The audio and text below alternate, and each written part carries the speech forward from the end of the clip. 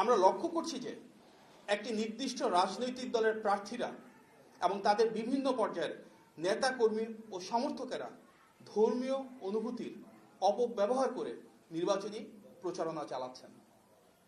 সামাজিক যোগাযোগ মাধ্যমে প্রকাশিত এ ধরনের কিছু পোস্ট এবং ভিডিও আমাদের সবার নজরে এসেছে, যেখানে বলা হচ্ছে তাদের প্রতীককে জয়লাভ করানো মানে নিজের ঈমানকে জয়লাভ করানো এবং জান ও মাল দিয়ে সেই প্রতীককে জয়লাভ করানো ঈমানের দায়িত্ব।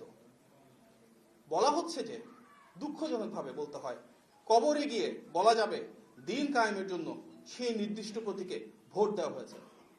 ধর্মের অপব্যাখ্যা দিয়ে ভোট চাওয়ার এই অপপ্রয়াস অনাকাঙ্ক্ষিত।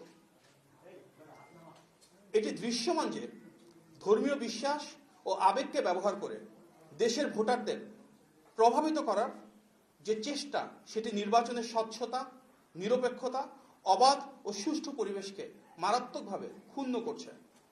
আপনারা জানেন, এ ধরনের কর্মকাণ্ড গণপ্রতিনিধিত্ব আদেশ 1972-এর 77(1) ঘ অনুচ্ছেদে সুস্পষ্ট লঙ্ঘন এবং আইন অনুযায়ী অসৎ প্রভাব বিস্তার হিসেবে শাস্তিযোগ্য অপরাধ হিসেবে পরিগণিত হয়।